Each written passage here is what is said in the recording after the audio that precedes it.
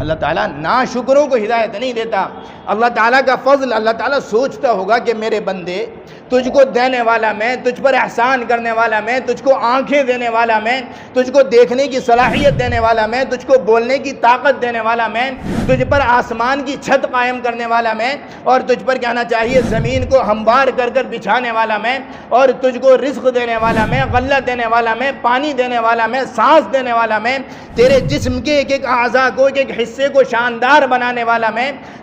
تیرے جسم کے اندرونی سسٹم کو شاندار بنانے والا میں، لوگوں کے دلوں میں تیری محبت اتارنے والا میں،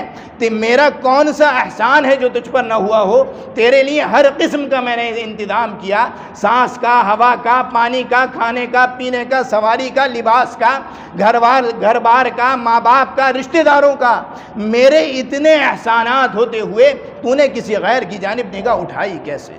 تجھے میں یاد نہ آیا، تجھ کو یہ توفیق نہ ہوئی کہ ایک سجدہ کر لیتا میرے لیے کر لیتا، ایک نماز پڑھ لیتا میرے لیے کر لیتا، اگر ایک منت مانگنی تھی مجھ سے مانگ لیتا، اگر حاجت مانگنی تھی مجھ سے پورا کرا لیتا۔ سارے احسان کرنے والا میں، اور جب بات عبادت کی آئی اس عبادت کو تو نے ایک نہیں دسیوں جگہ تقسیم کر دیا، کبھی ادھر اور کبھی ادھر، کبھی اس کو دیا اور کبھی اس کو دیا، کبھی اس کو شریک کر لیا کبھی اس کو شریک کر لیا، کبھی مجھ سے مانگ لیا کبھی کسی غیر سے مانگ لیا۔ تجھ سے بڑھ کر ناشکرا کوئی نہیں۔ اللہ تعالیٰ فرماتا ہے کہ ہم ایسے لوگوں کو ہدایت نہیں دیا کرتے۔ ان اللہ لا یہدی من ہوا کاذب کفار۔